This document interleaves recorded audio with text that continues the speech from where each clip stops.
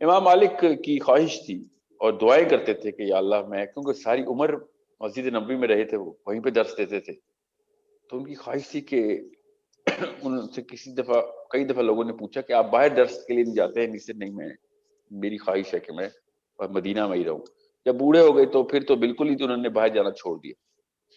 تو پھر لوگوں نے کہا کہ آپ تو مدینہ کے باہر کچھ جگہوں پہ علاج ہے آپ کا، جیسے نہیں، میں باہر جا گیا اور وہاں کہیں اور مر گیا تو یہ مجھے گوارا نہیں، میں نے مدینہ میں ہی مرنا ہے، میری بس کسی طریقے سے بھی مجھے مدینہ نہیں چھوڑنا۔ ساری عمر مسجد نبی میں رہنے والے عالم نے امت کے اس امام کو ایک خواب آیا، اور خواب میں نبی علیہ السلام کی زیارت ہوئی، اور امام مالک نے کہا کہ اب میں یا سن رہا رسول ہوں، اللہ، یا رسول اللہ، مجھے مدینہ چھوڑنے کے لیے کہا جاتا ہے، مگر میں مدینہ نہیں چھوڑتا تاکہ میں کہیں میری موت باہر نہ آ جائے،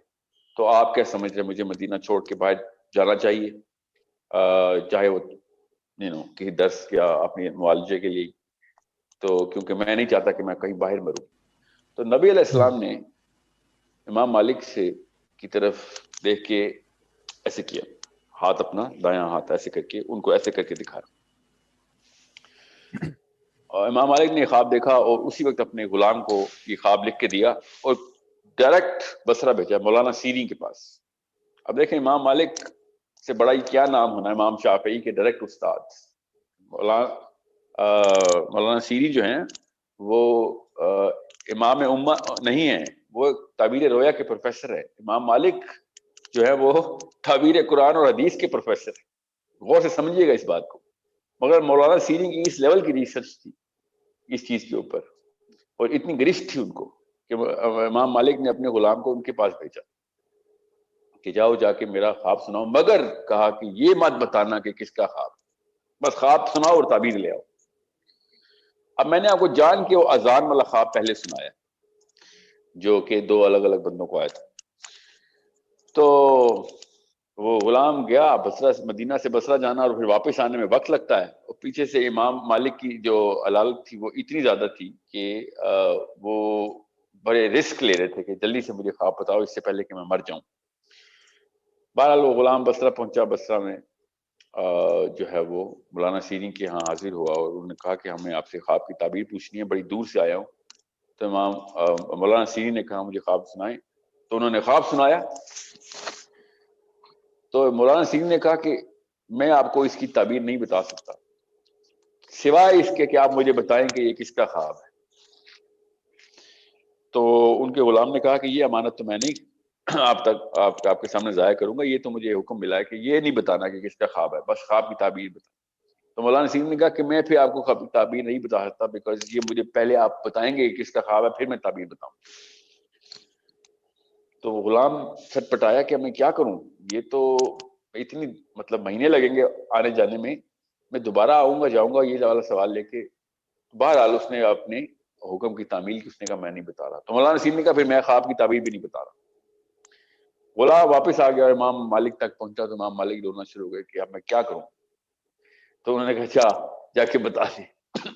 جا کے بتا دے کس کا خواب ہے، مگر کوشش کری کہ اس کے بغیر کام ہو جائے، اصرار کر تھوڑا۔ وہ غلام پھر گیا مولانا سیری کے پاس، دوبارہ پہنچا اور انہوں نے کہا مجھے خواب کی تعبیر چاہیے۔ تو مولانا سیری نے کہا میں نے آپ سے پہلے بھی کہا تھا کہ مجھے بتائیں کس کا خواب ہے۔ تو غلام نے کہا کہ آپ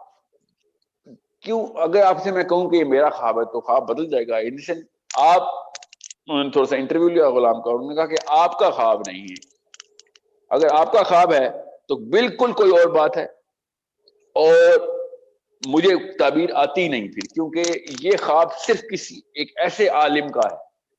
کہ جس سے اللہ تعالیٰ کے نبی علیہ السلام نے اس طریقے سے گفتگو کی ہے کہ جس سے صرف ٹاپ کے علماء سے ہی گفتگو کی جا سکتی۔ تو غلام رونا شروع ہو گیا، نے جی ہاں یہ بالکل صحیح کہا آپ نے، مجھے ضرور بتائیے گا کہ آپ کو کیسے پتہ چلا، کیونکہ تعبیر تو آپ بتائیں گے ہی، آپ مجھے بتائیے گا کہ آپ کو کیسے پتہ چل رہا ہے کہ یہ ایک عالم کا خواب ہے، اور وہ بھی ایسے کہ جو کہ اس وقت کی امت میں سب سے اوپر کا عالم۔ تو انہوں نے کہا کہ بتائیں پھر کس کا ہے، تو انہوں نے کہا یہ امام مالک کا خواب ہے۔ تو مولانا نصیر نے کہا مجھے بھی لگتا تھا کہ امام مالک کا خواب ہے، مگر میں اب آپ سے اس طریقے سے پوچھ نہیں سکتا تھا کیونکہ آپ نے تہیہ کیا ہوا تھا، آپ نے نہیں بتانا. تو غلام نے کہا مجھے بتائیں اس کی تعبیر کیا ہے. تو پہلے انہوں نے کہا کہ مجھے بتائیں کہ آپ کو کیسے پتہ چلا عالم کا خواب ہے. اب یہ ضروری بات ہے یہاں پہ اس سوال سے نا، یہ بات ضرور، یہ والا نقطہ اتنا ضروری تھا کہ مجھے یہ پورے 2 واقعات خواب والے سنانے پڑے. مولانا نصیر نے کہا کہ نبی علیہ السلام نے